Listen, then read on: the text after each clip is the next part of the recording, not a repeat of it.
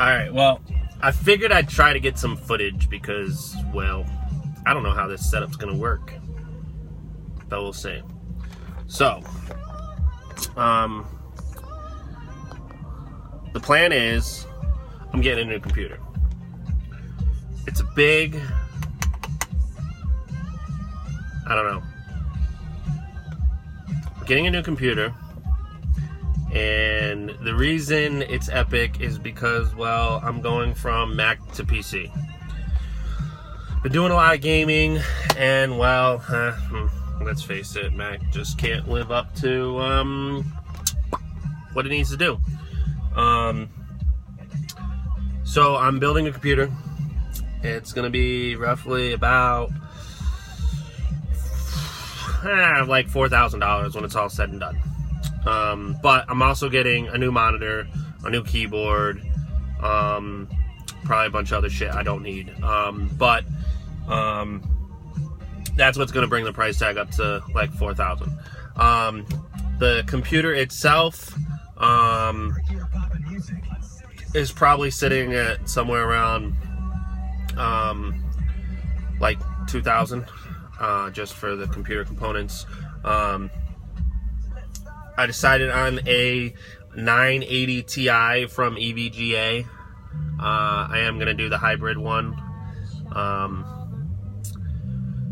I know the super clocked and, you know, like the Kingpin and stuff are nice, but I don't have a lot of experience with cooling CPUs. It kind of scares me. So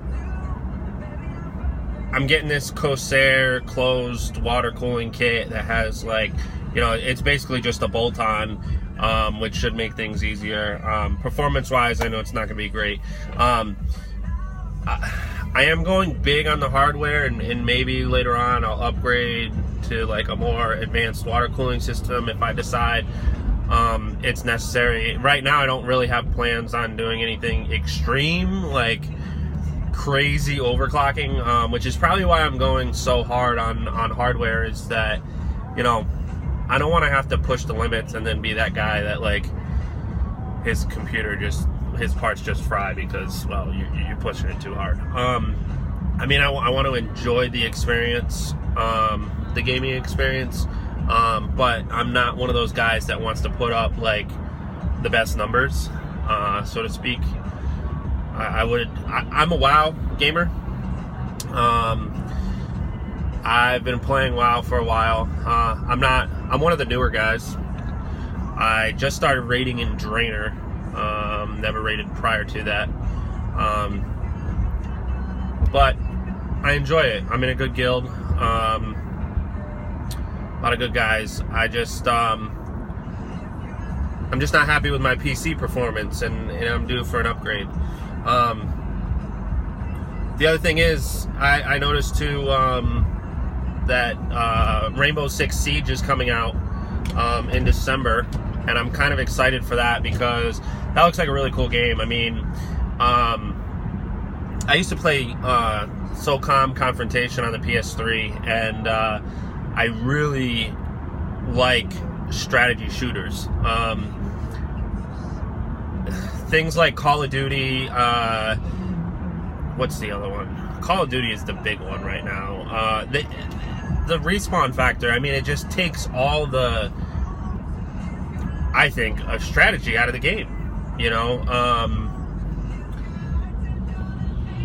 Because you run around and hope you get lucky and get the most kills and then die. I mean, I'm sure there's an effort that goes into it, and, you know, some people are definitely better than others. You know, I know there's competitions and stuff, but I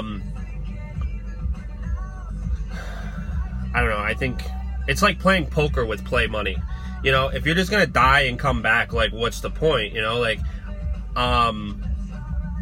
the same thing, the same concept applies to play money poker. I mean, you just get a whole bunch of people that are like, oh, it's free fake money, I can just shove all in. You know, they're not really playing the game. You know, like, part of getting shot means that at the end you could potentially not come back. So to have these kind of run and gun, just die over and over again game modes. It boggles my mind that, you know, people cling on to that stuff and they enjoy that. You know, Einstein said the definition of insanity is doing the same thing over and over again and expecting a different result. You know, like, there's no, and I mean, someone else correct me if I'm wrong, there's no real communication. There's no someone's, you know, calling shit out like, oh, it's over here, or watch my back, or, you know, no teamwork effort there. You know, so, and I know Call of Duty has a free-for-all game mode. That's really what it is. It's a free-for-all. I mean, even when you're on a team and you're doing team deathmatch, like, it's really a joke. It really is. You know, with the random respawn points and stuff, and you can, like, respawn in front of an enemy player. I mean, it's not fun. So that being said, Rainbow Six Siege looks amazing. Watch some gameplay. You know, I think it's a lot like, maybe a little too much like Counter-Strike. However, I do see some good elements. They're trying to do like the class thing that Overwatch is doing from Blizzard, where you have like different classes that have different abilities, which is kind of similar to WoW in that respect, where WoW has, you know, tanks and healers and DPS, and in those there's different classes that can do different things. So I get that. One thing I disagree with is that, just like in Overwatch, you are only allowed one person per class. So when you queue up, if someone has already selected the class that, say, you're good at or you prefer to play, you can't select that class.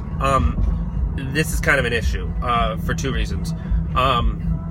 One, it's going to force people to play classes they don't enjoy. And if you're going to be forced into a situation where you don't want to play the game, that decreases replay value, and no one's going to, you know, people aren't going to want to play, because they're always going to be like, well, this other guy's always faster than me, he always picks the good player, or whatever it is, you know, whatever the story may be. And that's a problem. The other thing is,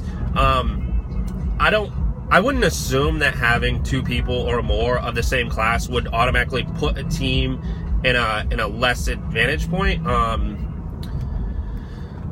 What I'm trying to say is that I think they're kind of doing it in attempts to balance out the team, so that, you know, you don't walk in and there's 5 tanks. Well, how do you know that you know, I mean, that could be like a real situation, to be honest, you know, where there's a bunch of people putting up fortifieds and shit like that. Like, you have to deal with that, you know. I mean, that's part of the strategy of the game.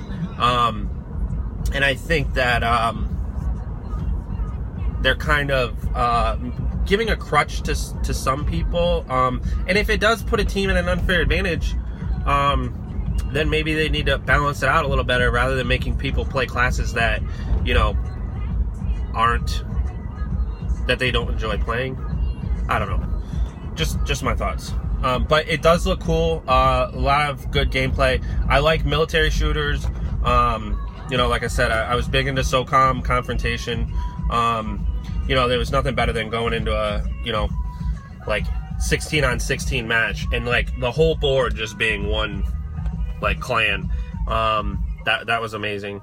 I don't like the fact that Rainbow Six Siege is only 5v5 though, because multiplayer shooters have, I mean, used to be big. I mean, SOCOM Confrontation was like, the max you could do was 16v16, and getting 16 players to cooperate, just like WoW, when you raid, you know, you could have anywhere from, you know, 10 to 25 players, you know, working together. I mean, that's the whole point. I mean, I guess 5 players can work together too, but I